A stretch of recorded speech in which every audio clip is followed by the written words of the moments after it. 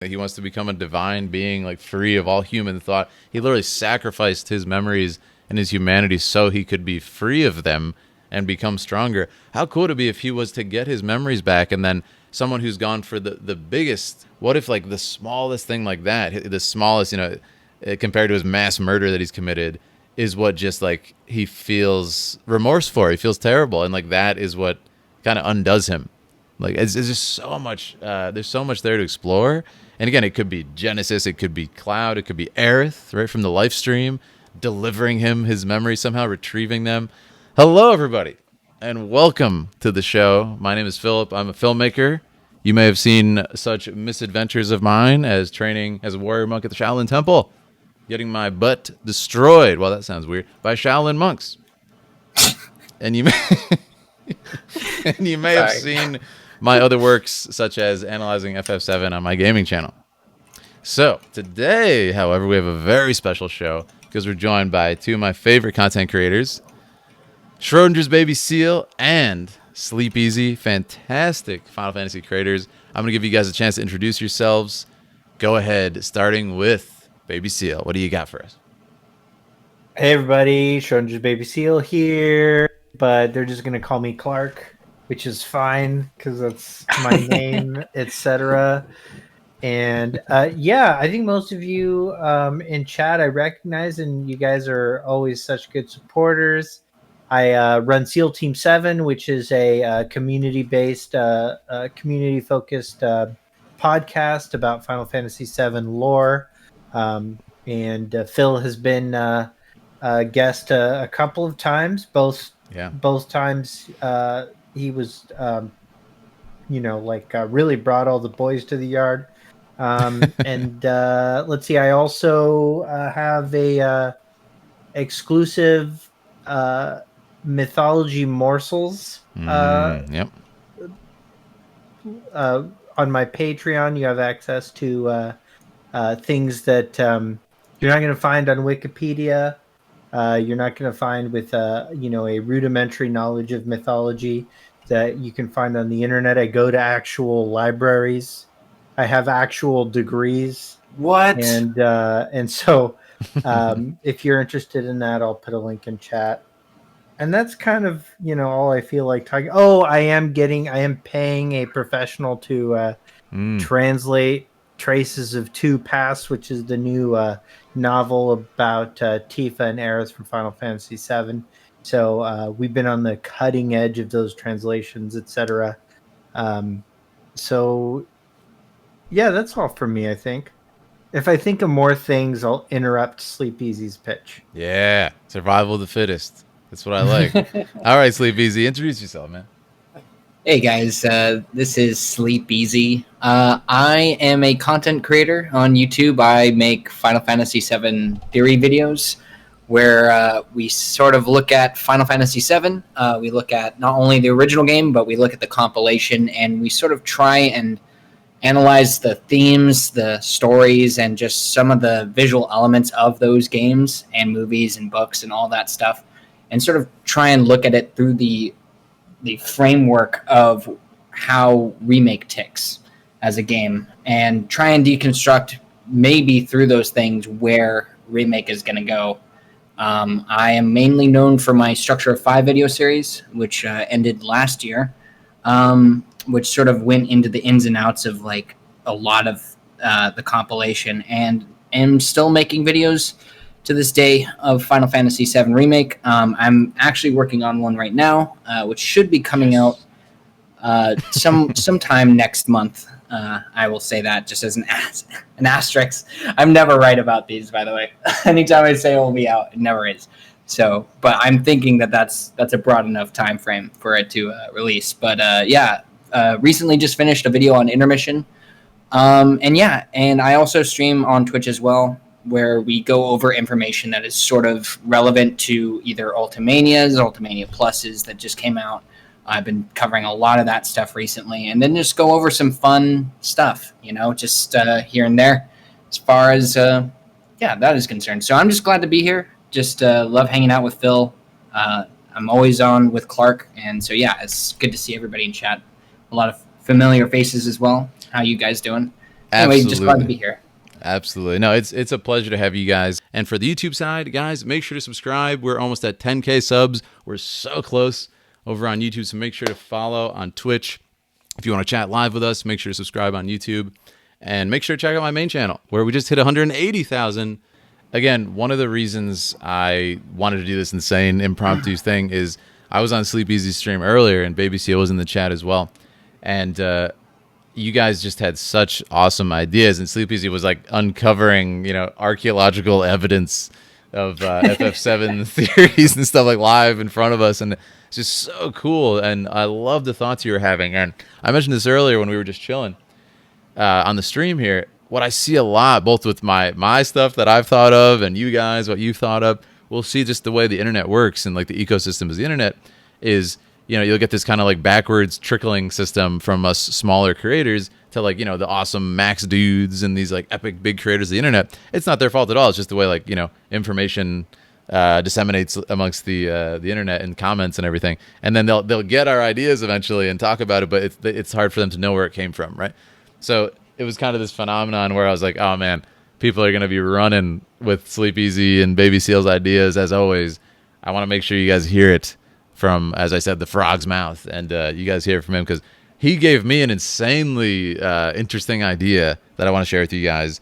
But I want to make sure first. Yeah, we'd love to hear that. Yeah, but I want to make sure first you guys get just a little bit, even vaguely, of what was being talked about on the stream because it was so much fun. And so we're gonna get into that. We'll ask just like very vague questions. This will be super open ended. Feel free to cut each other off, as I said. Survival of the fittest. Besides that, though. I released my voice acting reel earlier today, which was super fun. And excellent stuff, by the way. Thank you so much. I was actually going to bring that up at the top of the stream. For anybody who hasn't heard that, it's actually pretty amazing. Thank you. I was like super, super impressed. I was like, oh my God, is that Philip? I was like, it's just really, really good stuff, dude. And I know that you've been working on it for a while too. So I'm really glad that you put it out there, and also it's just really, really good work. So I'm very excited for you, dude. Thank you so much, guys. If you guys didn't know, I'm linking it in chat now as we talk, if you want to see it. Austin Lee Matthews, the voice of Roche in FF7, helped me a lot with this reel. And since it was my first one, it was so much fun. And I want to make sure you guys hear from him because he said it on his stream, which means it's already it's already circulating in the veins of the internet. So I want to make sure you guys hear from him. And then I had a cool thought from his idea that I want to talk about. And then Clark, feel free to. And, feel free to talk about it as much as you're comfortable with. Yeah, so in the first video that I put out on the structure of 5, so just really, really quickly, I'll try and get through this as quick as possible. One of the things that I brought up with the structure of 5 and what a lot of people were talking about was the mechanics of whispers, the mechanics of like Sephiroth. The whispers represent the meta of whatever, of like the fan base and all this other stuff. Right. But while people like Maximilian Dude and all these other people were bringing up those points of like Advent Children and all this other stuff, and trying to they were announcing, okay, this is Advent Children Sephiroth. This is where the story is going. Is this is a future Sephiroth coming back and all this other stuff. The thing that I sort of specified in my videos and what I'm sort of known, I guess, for doing, or where my quote unquote like claim to fame is that I went and tried to investigate why that was necessarily happening. And one of the things about the story that video in particular is it sort of went over like why Sephiroth would come back, or like how would that actually sort of function as like from a perspective of the lore, right? So I went looking in the compilation, and I recommend this for anybody who's interested in just getting to know the story of Remake more, as just going and looking at Final Fantasy VII On the Way to a Smile. That's like where most of the ideas have sort of been like, for like, in my opinion, like a huge influence of like Final Fantasy VII Remake. It's really good, by the way. Like, it's good. Read it. Thank you. Yeah, I wrote it. I don't know why I said thank you. I was like, yes, he wrote it. I am Tetsuya Nomura, and who also didn't write the story. Nojima. I'm just like all over the place. But the main sort of crux of of On the Way to a Smile is that Sephiroth sort of talks about his time in the live stream. It's chapters 1 and black, so those are the main focusing elements of those of that story. Is as far as like the big juicy details for people is when you go into On the Way to a Smile. Sephiroth essentially talks about how he essentially survives, right? Because what we know from Final Fantasy VII OG is you kill Sephiroth in the spiritual realm, and he sort of dissipates into the life stream. Sort of the same way that he does in Nibelheim, which it's a very similar process, is that he spills out into the life stream. And it talks about how he ends up surviving up until Advent Children, because we know that Sephiroth dies there. And what ends up happening is Sephiroth sort of exclaims to himself, is like, well, if I could like survive, like essentially like how would I do that? So what he ends up doing is he actually just binds his core to Cloud. The way that he exclaims it is he says, I will make Cloud my nucleus, which is the weirdest, by the way. The English translation is like way worse in terms of like some of it's more effective, but if you go on the livestream.net, there's a Japanese translation that also is something that I advise anybody to do. Just check the Japanese and English of anything that you're looking at Final Fantasy VII related, if you can. Point is that essentially what Sephiroth binds himself to is like the memories that Cloud has of Sephiroth. So in that vein, that's how he survives, right? And in that part 1 of that video, that's what I go over is that no matter what, Sephiroth will continue to live in the life stream, essentially, just based off of the fact that if anybody has Geostigma, if JENOVA cells are around is another thing, or like somebody just remembers Cloud or Sephiroth, then Sephiroth will live. So no matter what, and that's how he ends up coming back in Advent Children, is because he's sorry, I'm like really quickly trying to like get through like the thought of this. I'm speed running more deconstruction right now, which is insane. In Advent Children, he comes back because he gets the remnants, he wills the remnants to life, and then he essentially comes back just using JENOVA, but also his will to sort of remanifest onto the planet. So the idea is that from what we were talking about is that the core idea of Final Fantasy VII to me, and something that I've been going over for like a week now, is like the memories of Sephiroth and the memories of Cloud being like the crux of the story. So in my next video, I am absolutely trying to lean into like the concept of that memories and how that whole thing works.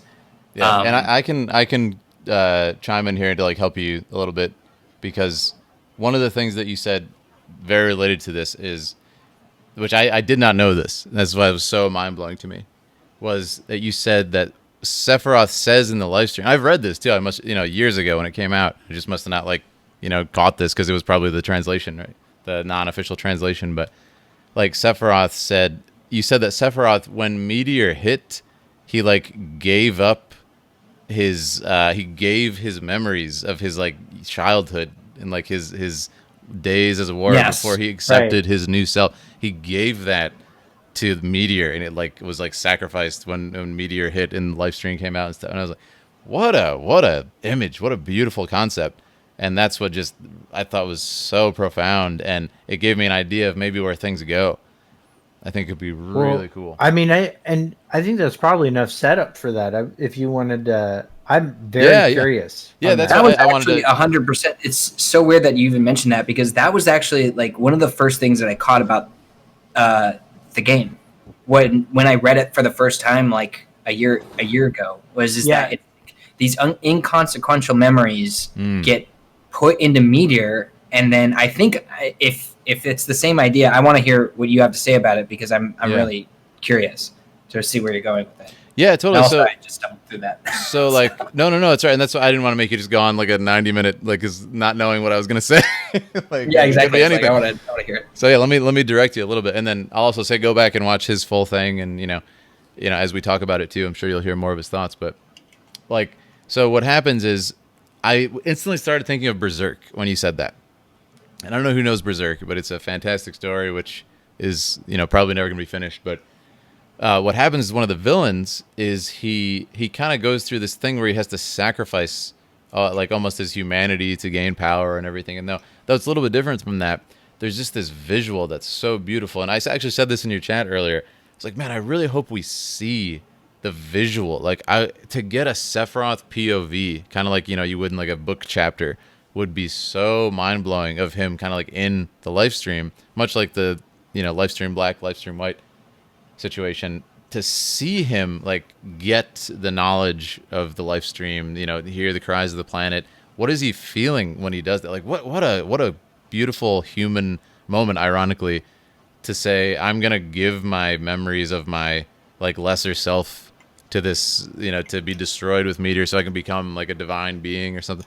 Like, what's going through his head when he makes that decision, Is he happy? Is he sad? Is he indifferent? Has he like transcended humanity? And does he not feel the emotions we do, Just what a beautiful image. I hope they show that. So what I was thinking about where it goes is, I was like, man, his memory. So he doesn't remember who he was before he accepted JENOVA as his mother, which means he wouldn't remember the Wutai War. He wouldn't remember why he became a hero, his friendships, which means he wouldn't remember Genesis, right? He wouldn't remember.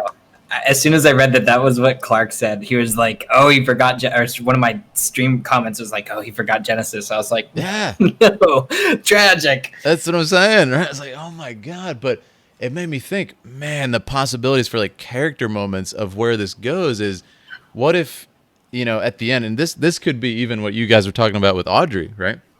This could even be like a redemption thing. It could also be a tragic ending, a demise. But I said, how interesting would it be if we have this man who has, if you can even call him a man anymore, he's kind of transcended all human, relativity. What if he was to get those memories back? And what if that was to somehow destroy him and kind of like bring him back and then realize that what he'd done is terrible? Even if he's, he's not redeemed. Thought, man, what a cool moment would it be if maybe his end, Sephiroth, is that somehow we restore his memories, like his human side to him, and it almost breaks him down, and he realizes, he's done awful things, like he thinks of his actual friends, his actual quote unquote family, whatever that would be, the horrible things he's done. It could relate back to my other Sephiroth idea about the backstory, like maybe how he got the Masamune. He has this connection with the guy who had the sword. He's forgotten all those people now, right? He's forgotten his deeds of heroics and everything. So I thought, I think the one thing it's super funny anytime, like, and when I read On the Way to a Smile Again in that stream, I was thinking about what you had said about the Masamune. Honest to God, I was like, consequential memories of like certain like battles or like conflicts and stuff like that. I was like, that's fucking Phil's idea. That's what I'm saying. Like whatever that visual is in my mind, I can't separate it. So it's just really, really, but to go to your point a little bit, one of the things that's always argued in fandom is who has the sort of upper hand with like the wills, right? Is that everyone's like, oh, JENOVA is just sort of taking over like Sephiroth, or it's Sephiroth's will over JENOVA. But the thing that always comes up when looking at Advent Children Sephiroth is that he's so much colder. He's like his skin is like almost like just completely pale. His eyes are even like slightly like discolored from like, he looks like he's literally like a body just like walking around. Totally. Like if Sephiroth were to like rise out of a grave, if he had one, and just start like slaying, which is exactly what he starts doing. But this is one of the things that I thought was like so interesting about what Remake did with Sephiroth is that there was just enough of like this characterization, just like such a small hint of it in Remake and in like Crisis Core, where a lot of people like I think sort of draw in this sort of like personality of like Sephiroth, or like see this redemption happening for him, because in that game he's way more kind. He actually is somewhat charming and mindful of other people, which is way more pretty incredible. But the thing that gets me about Remake is people have more than ever, and I don't know if this was before Remake or something that just came about it but so many people want this character to come back in this sort of Crisis Core way, like in this humanized way. And and anytime it's ever brought up, I usually ask, like, is that something that you want to see? Like, is that something that people are like drawn to, is just from like either like wanting to see it in the game? Do people want this character just sort of come back in this like, I guess not maybe protagonist role, but like shades of his protagonist role? Well, yeah, I mean, I think for all of us, the main thing that comes to mind, what we want to see is like the character of Sephiroth, right? Because it's a cool idea. It's a very cool concept that he transcends, human things. Like we said, he doesn't even speak. I think he speaks once after his like new body is formed. He doesn't say a damn thing at the final battle. He doesn't even address you. You're like inconsequential, insects, which is pretty cool because like, yeah, I'm a god now. I don't need to like do human things. What am I even doing here? I'm bouncing. Right. I'm growing 7 wings and I'm bouncing. Yeah, exactly. Right. And he's there. He's there at the, the core with Holy and everything. And he's just chilling. He doesn't say anything. So while that's really cool, I would love to see that next evolution of that where, what would happen to someone like that if they were to retrieve their thing? Because think about it. He's discarded, it would appear from what he said, he's discarded his memories, his human self, as some sort of weakness, or he has a distaste for them because it's not his true self. He's accepted this, divine self, or this, extraterrestrial self as his true persona. And it's like, what would happen to someone like that if they were to get back those memories? They would view them as a painful thing, as a disgusting thing. But then he couldn't get rid of them if he had them back, right? So I think what a cool concept to say. What if either through the actions of us or some other agent in the story, maybe it could be, I hate to say it, what if it was Genesis, his old friend? What if Genesis? How dare you bring up his name? I'm already like the biggest advocate for this dude. Yep. What if Genesis? I'm just saying. What if Genesis somehow was to make him remember, and it broke him in a profound way. And I don't mean physically, in a way that he I don't even know. Like, what would he want to do? Nothing shall forestall his return. Exactly. Exactly. What would he do? And I think, again, just for the character moments, I don't want to see. I'll tell you what I don't want to see is just kind of like a robot Sephiroth droning on about mother, and then eventually you just kill him, and then he's like, mother, what? And he dies, like kind of Kadaj, right? Which is interesting, but it's been played out, right? I think I'm done with that. I want to see Sephiroth, and it's cool because I think they're done with that too. Yeah, it seems, because look at Remake, Edge of Creation, Sephiroth. That's what I want more of, and it seems like we're getting it. But it's just I want to see more character moments, and this stems back to stuff we were talking about with Aerith's Doom, and those scenes. Like, it's not as interesting if Aerith and Sephiroth don't interact. Like, they are the chess players in this story, the opposed chess team. They have to interact, and I want to see like a really meaningful scene with them, before she dies, whether it's at that location or it's some other place. Like, I think it would be just such a missed opportunity not to do that. And they've already interacted in Remake, which is great, but very kind of like tersely. But yeah, I'm really excited. Clark, let me just mod you so you can do that. It's like not letting you post the link. How dare you try and post in this man's chat without permission? Hey man, just because you're on his show? Okay, you're a mod now. You can do it. I've seen stuff in this chat, man. That's the only reason. I bet. People get a little excited. Yeah, but yeah, think about it. So some Olympic games yesterday on my chat. Can't repeat it, but I was just like, this is going in an interesting direction. Yeah. But yeah, on the subject of what you're talking about, I think one of the beauties of Remake, and this goes back to a conversation that I was having on with the chat, and then I was actually on somebody else's chat just watching them play Final Fantasy VII. But I think one of the beauties of the story for Final Fantasy VII is that we're able to sort of take so much more time with these characters. Yes. Right? It's that we're really fleshing out every single moment of these, like, that we kind of skim over, not in a bad way in the original, but like we really get to spend like a good amount of time with, like, a lot of people point to Barrett, like, and just in general, like the Avalanche team. And I would like that with Sephiroth too. Like I would like that with every single. Yes. I not necessarily to say like because I'm not necessarily 100% on board with like the redemption arc of that character, but I will say like don't make him just like this flat villain. Like I'm always down to see a more 3-dimensional villain.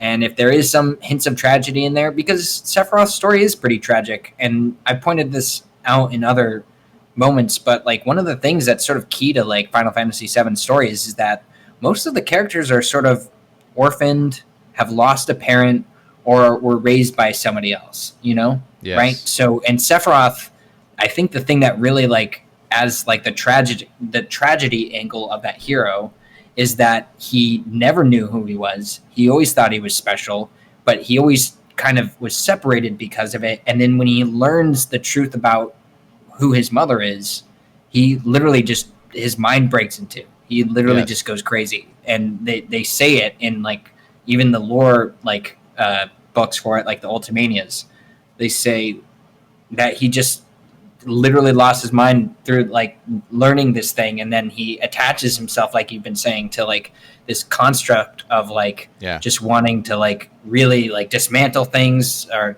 like, you know, become a god. He like distances himself from his humanity to such a huge degree.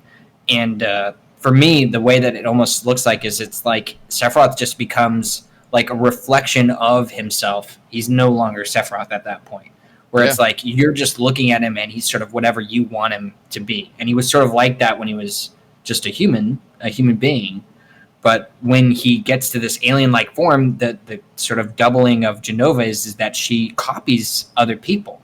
Like that's another sort of like thing about her character is she sort of looks at and sees what you're thinking, what you're feeling, and just adapts itself to that. So Sephiroth in that same vein is sort of like just becoming like this thing that just other people wanted him to be, essentially. Like he was the best soldier, he became like the most powerful soldier, and then like his mother is like this steel box, and then behind the steel box is like an alien that's just so removed from like humanity that it's just like I feel bad for him in that sense. But obviously like I don't think there's ever any redeeming if this is AC Sephiroth, which I think it is. There's already too much damage done to make this guy good again. It's like, what is he? What can he possibly do? So what I would like to say, and let me say quick before that. So if you guys caught my interview with the voice of Nero, Sean Chiplock, he had a crazy like thing that he said that was so cool and like mind blowing. And he said that like almost every character, including like especially like Sephiroth and Cloud, like the entire sort of arc in their story, what defines their characters is this kind of, it's all about identity. Right? It's all about like, you know, who are they? Who do they think they are? What do they do when they find out who they actually are? And then who do they become? Right? And the same is very true with Cloud and Sephiroth. But how cool would it be again? And I'm agree with Sleepy's. I don't know if I wanted Sephiroth to be like redeemed and they all hug and like go party with, you know, like revived Aerith and good Sephiroth and like, you know, like Mr. Gongaga. Just like a party table, some like fruit juice on the table, and like exactly. That's how the game ends. I'm like I don't see it, but what I would like to see again in sort of like a very human way is say that he gets his memories back. And again, how cool would it be if sort of someone who has gone for the largest, like the most I don't know what the word is, not esoteric, but like the most, you know, ethereal sort of, the most ethereal, inhuman thing, that he wants to become a divine being, like free of all human thought. He literally sacrificed his memories and his humanity so he could be free of them and become stronger. How cool would it be if he was to get his memories back, and then someone who's gone for the biggest, maybe like the smallest deed that he's done, even, you know, of the atrocities that he's committed, the smallest deed, maybe the death of Aerith, or maybe the death of Cloud's mother Claudia, and how he kills her, as we have confirmed from the remake, and her final dying words that he repeats to Cloud. What if like the smallest thing like that, the smallest, you know, compared to his mass murder that he's committed, is what just like he feels remorse for, he feels terrible, and like that is what kind of undoes him. Like it's just so much, there's so much there to explore. And again, it could be Genesis, it could be Cloud, it could be Aerith, right, from the life stream, delivering him his memories, somehow retrieving them. There's so many things that could happen, and I think it would just be a really cool thing if, even if he does want to be good after that, he realizes like he has to answer for what he's done, and maybe Sephiroth himself kind of like has a sacrificial thing to make up for what he's done, which it won't, but you know, it's a good start. There's just so many ways they could do it.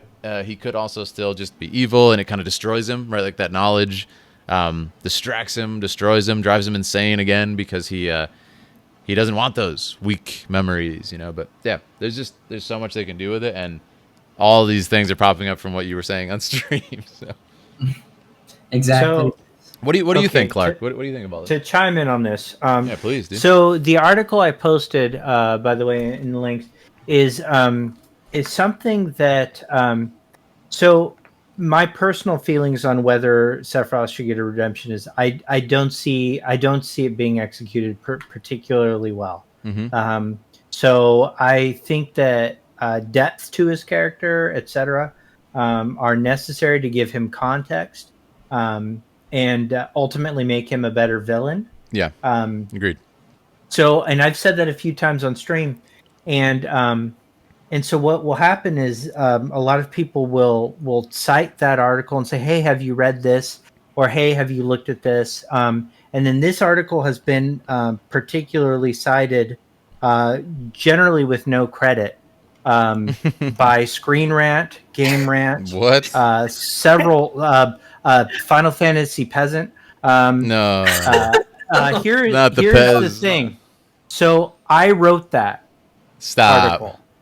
I wrote that article, No, and dude. I am Schrodinger's oven on Reddit, and I wrote that for the sole purpose of exploring the possibility that that's what they were setting up for. Yeah. I hope that's not what they're doing, but it does give, I think, incredibly compelling evidence that they are at least trying to humanize him. Up, Phil's battery.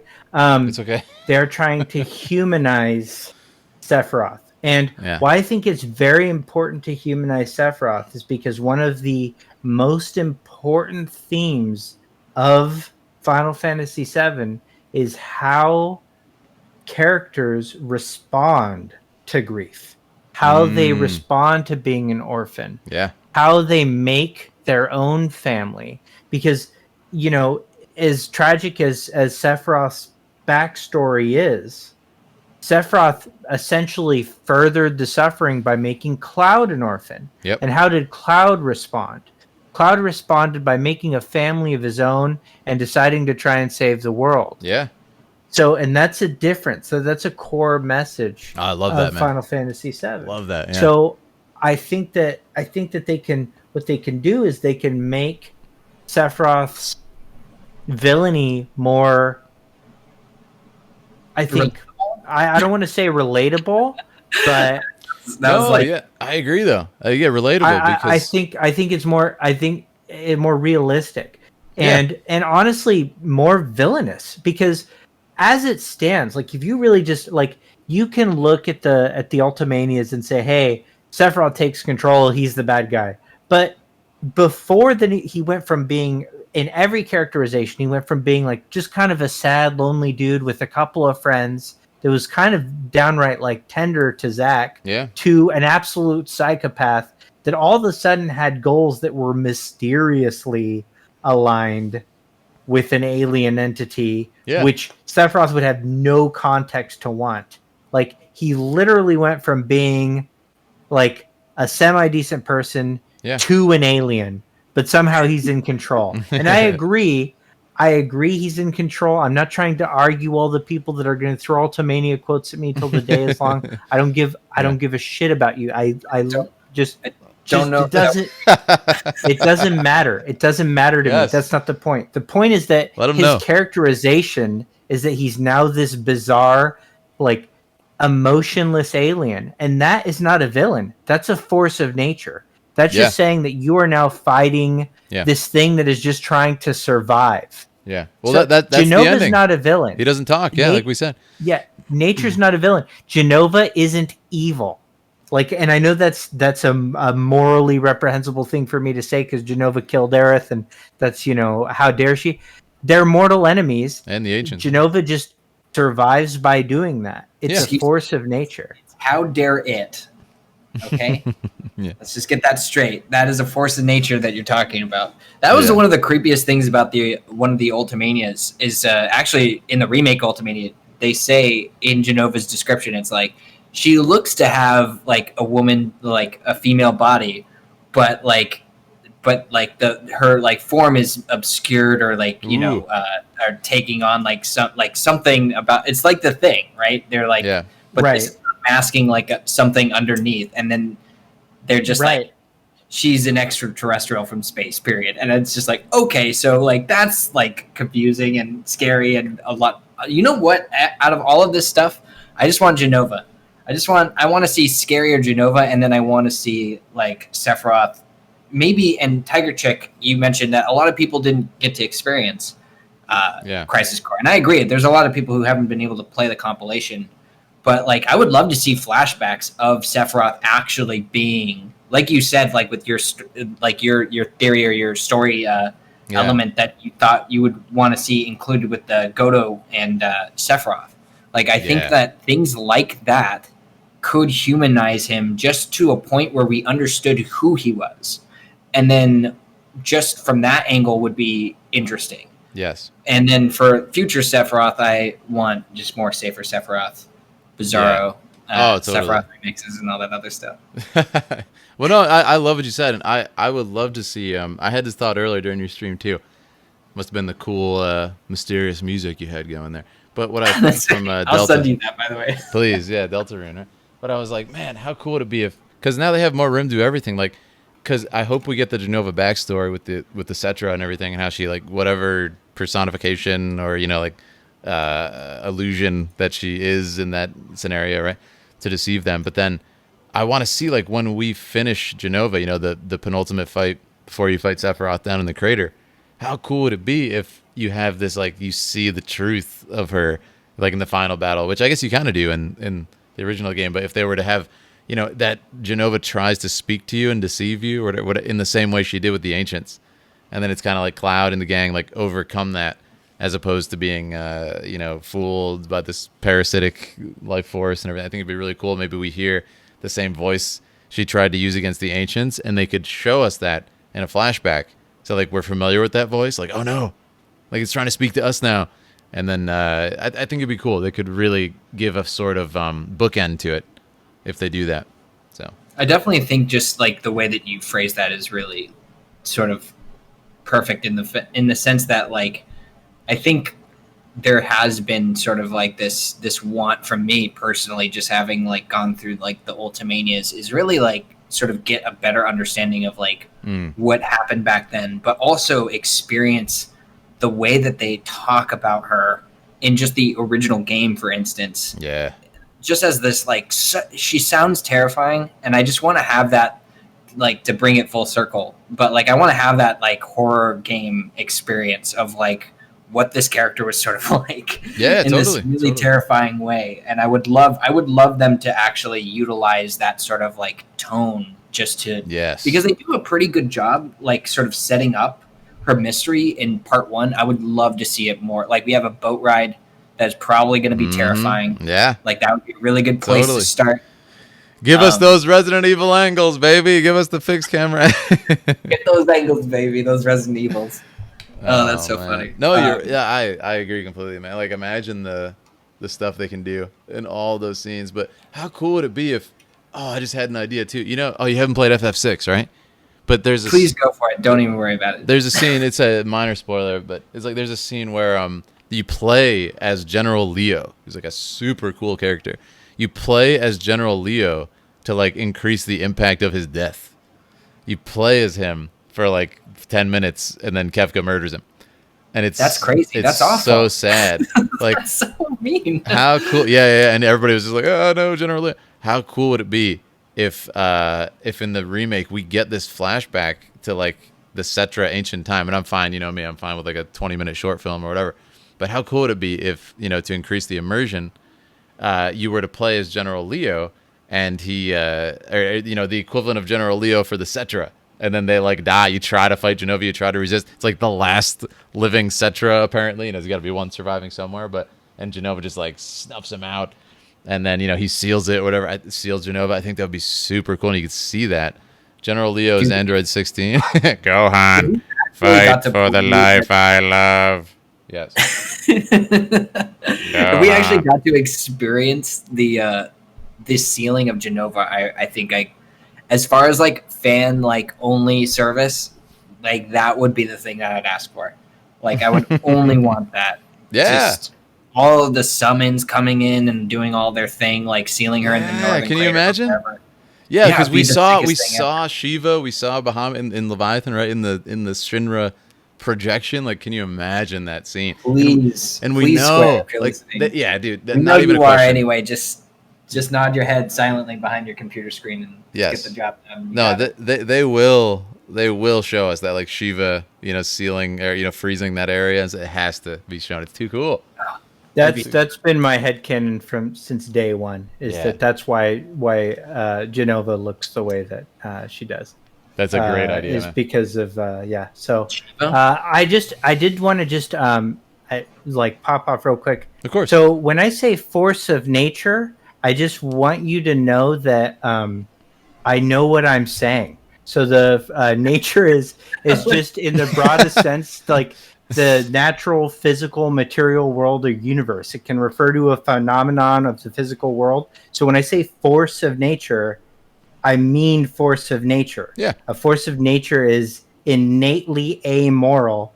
That is the important element of what I'm saying. Right. Can I just really I'll piggyback off of you because I don't know exactly what happened, but I'm going to state it anyway. Is that the thing about JENOVA is that it's stated throughout like Ultimanias that it's her inherent need or like just her drive is just to eat planets. So she's not doing it because out of any malicious intent or anything like that. Yeah.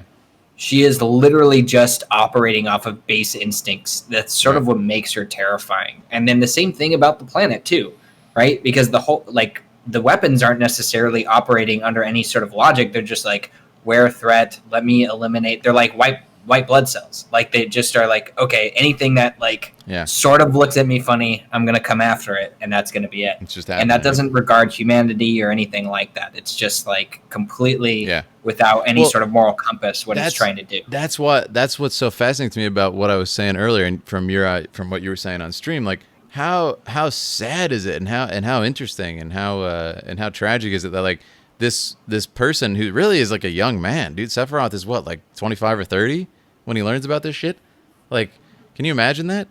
He learns about this stuff, and imagine being so hurt and so like disappointed in everything that you thought was your family, people you could trust, like abused you. And I hate like, this sound weird, just like when I talk about the Aerith abuse scene, I sound like a lunatic, I guess.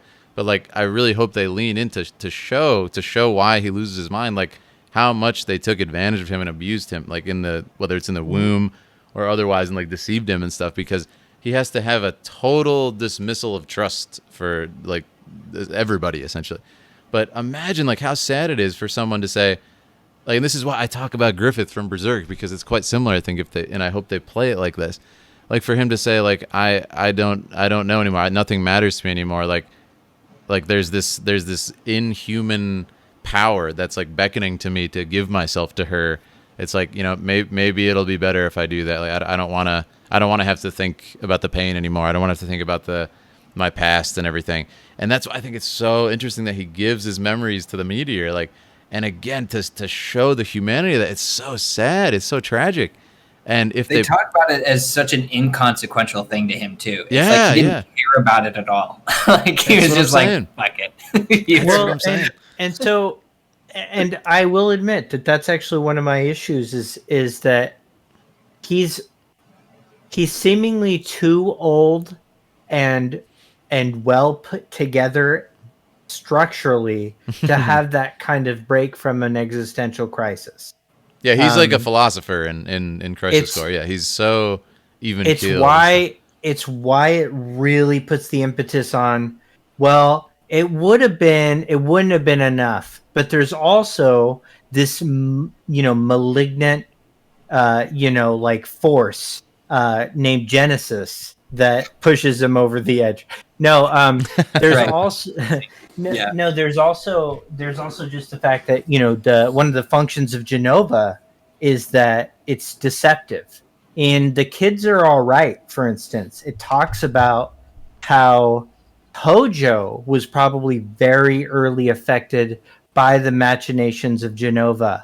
And so one of the reasons he went mad and created Sephiroth in the first place, and Use this is manipulator. all Yeah. postulated by Sung, was because of the madness Oh created shit. by JENOVA. That's really cool. Yeah. So it could be that what they do is they increase the level of agency that JENOVA has moving forward, I hope and so. upgrade it from something more of a natural force to something that's maybe has active agency, and Yeah. it does make moral choices. Well, that sounds so cool when you say that, because that's why I keep mentioning Berserk. Like, I'm thinking of the God Hand. I don't know if you guys know Berserk at all, but like the God Hand in Yeah. Berserk. Thinking about Griffith, right? Like what they say to him, how they convince him, and everything is kind of like, you look at the pain, like you can give all that up, and again, not in a controlling way, because I agree. Like, I think it'd be lame if JENOVA like just kind of like, what's the word? Just like manipulates him and takes over his mind. Like, how sad it would be if he agrees to this by his own will, that he, like, the pain is too much and he could go, and then humanity has abused him and everything. But then they could also play with, again, to keep referencing Berserk, what if they played with it? If JENOVA is that powerful that she influenced and manipulated Hojo to make Sephiroth, to create like someone that she could use and everything. My God, they could play with the idea of free will, for God's sake, at that point. Like, has JENOVA just manipulated everything, controlled everything from the beginning? So there's definitely enough of that pull for sure, I would imagine. Yeah, like, I really going hope. off of like the vibe of the room, and also like Clark has been saying that to me like from like I think the time that I met him, where he's just like, there's a possibility that that's what she's doing, and I'm just like thinking to myself, that idea, like you just stated, it's like that could just go to the ends of the earth then. And I'll actually say this as a secondary thing to that point, is that in The Kids Are All Right, one of the things that they address is they do address this scene where and this is unfortunately the last thing I can say, but then I gotta get going. But of course, yeah. The one thing that I wanted to clarify is that there is an elaboration on how Sephiroth, or how JENOVA actually destroys the Cetra, and just in general civilization, is that the virus, quote unquote, that she spreads is more or less like a way of her like becoming other people, and then she just convinces everybody to just kill each other. Wow, that's actually how she does it in The Kids Are All Right, or that's how they explain it, is that she's not even like showing up like we see her in JENOVA Dreamweaver, or even like JENOVA Synthesis at the end of the game. She just is simply stated to be like, oh, she's like the God of War in Wonder Woman. Yeah, that's who she is. He's just the God of War from Wonder Woman, where he's just whispering like all of these things to like essentially will them to happen from like other people, deceive them, tell them lies, and then have them just destroy each other. So I think it could go that far if they really wanted to lean into it. You got me thinking about all kinds of stuff. This is exciting. But yeah, listen, if you have to go, totally understandable. Let's make sure you get a proper send off. So guys, we've got some great content tonight, thanks to Sleep Easy, and definitely want to say, please. I know we have Clark as a mod in the chat. I could mod you too, Sleep Easy, but please, or at least type in chat so they can click on your Twitch name. Please follow Sleep Easy. Please follow him. Please check out his stuff: YouTube, Twitter, Twitch. I think that's your main three, right? Like, are you on other platforms? Yes. That is the main one. The main one is definitely YouTube. Okay. I'm mainly on there. I have been trying my best to do streaming and stuff like that, where I try and do most of my like explaining of theories, and we sometimes it's a hit or miss, but we're usually looking for something. So I'm just really glad that I was able to be on here. And Phil, I love talking to you, man, and just like whatever it is, like, same. If you ever want me to like, just I don't know, like I'll change the batteries in the camera, dude. Yes, I'll do. We did it, Mog. We got a camera battery change.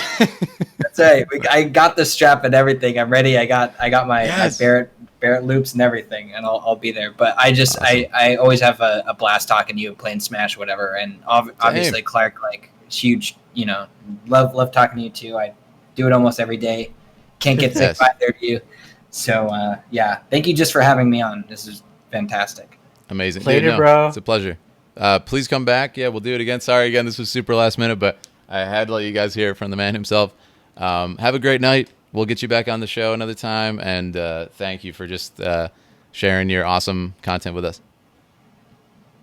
Thank you, and we'll be back at some point. Fantastic. And Clark, are you also going to go right now? I mean, I can stay a little longer if you can, but I know you're kind of trying to probably kind of leave. Yeah, too. well, I'll wrap up in a couple minutes if you want to just chat for a second. We're gonna get a raid going and stuff in a few minutes, but I say that I'm really happy to see Blitz active in chat. He had quite the little scare recently, and it's good to see him healthy. I know, dude. Yeah, I remember checking in on him to see, like, my God, that's terrifying. I just missed Blitz too. I was in New York. If you guys were on my Instagram, me and Aaliyah went to. She got invited. She's a big influencer on Instagram to an axe throwing thing in New York City, which was hilarious. And yes, I did rip my shirt. I threw the axe so hard, and it was a good time. Yeah, I just missed Blitz. He was in the city as I was like coming in. But I hope you're feeling better, bud. We're thinking about you for sure. Almost at my best. Okay, good news. But yeah, amazing theories tonight, guys. I'm definitely gonna edit this, like even if it's just like the crazy FF7 theory part of this conversation for YouTube. But yeah, it's so interesting, and they could take this damn story in 20 different directions, and I'm game. I'm there for it at this point. Like, oh yeah, another crazy thing is somebody in chat said earlier that Max Dude was talking about me like the other day on stream, and that he loves my videos. And we're trying to get the clip again, just like last time. We can't find it. Where's the clip? Where's the clip? So somebody from chat was saying, I'm gonna go try and find it. But that's awesome if it's true. And yeah, that'd be pretty sweet. Max Dude is he's a tough guy to get a hold of. Yeah, for sure. Definitely. Sure.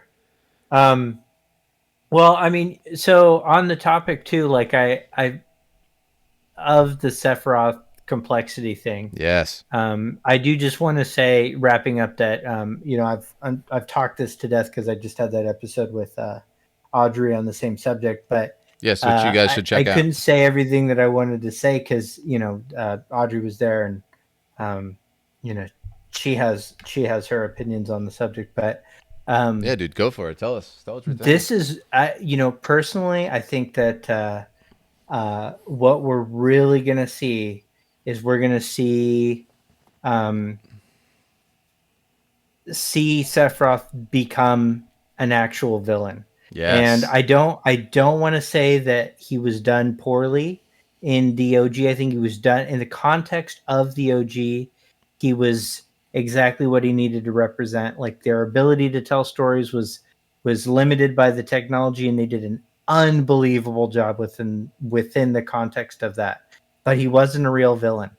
And we were just the only way we got him as a villain was just that we knew that somehow he was the icon of whatever threat was befalling humanity, but like the mechanics of that were always left unclear to us. True. And we know that he killed Dareth, but really, like, all we know is that that once the dust settled, once the illusion of Sephiroth disappeared, we were just fighting a tentacle that turned into JENOVA life. Yes. There's this real disconnect with what that was, and the loss was more important than who did it, in my opinion. Like, it was more about it was like a 2,000-year-old struggle that had finally come to an end. Last Cetra. Yeah, I heard you say that on I think it was today on Sleepy's stream, or it was him or you, and I was like, oh, what a cool concept. Again, I really hope they emphasize this.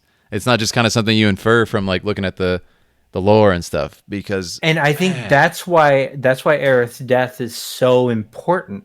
Yeah. It's not just that there's this sense of loss, and then you lose a party member and you have to play the rest of the game without that party member, and it sucks, and it's none of that. It's well, it is some of that. It's also though that what she represented is the last of a species, right? Yeah. And if you're telling a story about, the ecological impact that, this struggle would have, you know, sacrificing last member of a species is really important in that context. And also the idea that there's this proverbial passing of the torch, like Yep. Aerith is making this decision, like, I am going to put the hands of this planet into people that can't talk to it. Yep.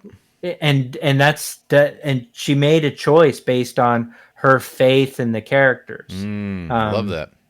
And so there's something really significant about that that's irreplaceable in the narrative. Yeah. So it's why I strongly don't believe that they will ever shy away from that. They might add flavor to it. They might add texture. I agree. But that's just the last thing I want to say on it. I love it. I love everything you're saying. And yeah, there's just, I really hope they emphasize it. I really hope we get scenes with Sephiroth and Aerith to emphasize that. They are literally like the last, I don't know what the word is, the last duel of this endless battle that's been going on. And they're chaos and cosmos in the most Final Fantasy of ways. I mean, they're really like, they're like Dissidia, Cosmos is Aerith. I love and that. Yeah. Chaos is Sephiroth. Yeah. It's so good, man. And I hope, again, to loop back around to my Sephiroth theory, like, how cool would it be if that is emphasized? Like, it's so sad what he's done. Again, at that point, he's not even thinking. He's just kind of like utilizing Jenova's body as a tool for his ends. How cool would it be if he kind of regains his self and, like, he feels bad for that. Like, it's so sad what he did, and it's so upsetting. And I don't know, it could be cool if, like, the smallest thing compared to the freaking trying to annihilate a planet, right? Killing some flower girl who's like happens to be the last of an ancient, right? Would be such a moving thing if they like showcase that. Like, yeah, but she was a human. It's like she had feelings, she had hopes, she had dreams. She was a woman, and it would be so cool. So I hope they do something with it. But I'm telling you, these interesting ideas of memories and everything, it's definitely there. We'll see what let's see what they play with. And somebody said earlier, a long time ago in chat, like, give him a tears and rain moment, which is the Rutger Hauer monologue from the original Blade Runner. And it's just like a masterpiece of a scene. How cool would that be if he, has this moment where he's not like a good guy all of a sudden, right? But I think something like that, a beautiful kind of self recognition of him, of his self and what he's done, would just be like chef's kiss, as opposed to, like we said, I don't want him to just be like, there, we will destroy the universe, which was in part of the, direction, the voice acting direction of Advent Children, right? It was very kind of like stiff. Nothing against the actor. It was just kind of the choice they made to like mimic the Japanese. But I think I think we're done with it, as you said, and I think they are too. So yeah, I do too. I think the very clear choice they made at the edge of creation was to make him speak casually, to make him speak tenderly. Yes, you're like, that's a human being. Oh, like, yeah. He's got all sorts of JENOVA shit going on, and he wants to do bad things to me. Context, obviously. Yep. There's some thirst there too. Oh, yeah. But, who wouldn't be, right? Yep. So, but beyond that, the most exciting thing about that characterization was just like, it wasn't just it's not really the redemption of, his values. It's the redemption of his humanity. That can still happen as him, and him be a villain. And totally. And I think the Blade Runner reference is dead on. Yeah, I would love to see a scene like that. I would love to see that. Yeah. Well, that's what I mean. Imagine, and that's why that scene is so genius, right? Imagine you get a scene with Sephiroth, you're like, yeah, that's right. We finally defeated this evil person, but then it's like, oh man, you don't want him to die at the end. Imagine that, and then he still goes. It'd be so cool. You get that, like, oh wait. It would be so cool, man. And to give a meaningful kind of, again, he's not being like, I'm a good guy now, and I'm sorry for everything I did. It's much more complicated than that, but I think it'd be really nice to play with it. But either way, I hope they play with the humanity of him, and I do hope we get a viewpoint from him at one point. But yeah, listen, we'll come to the end with that. But again, Clark, shout yourself out, man, in the chat. Drop any links you want of you guys. Follow his Twitch. Again, Twitch, Twitter, YouTube are kind of your big three, right?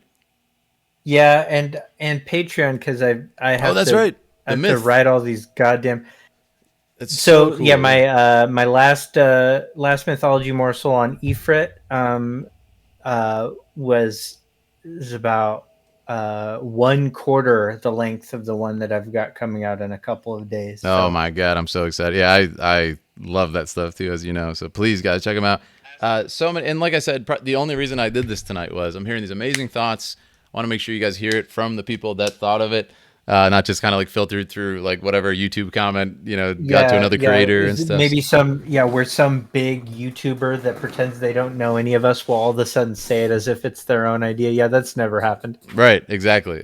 So it's just like, dude, you always got a platform on my stuff. You always got a voice if you want to say stuff, and it's just a pleasure to talk with you as always.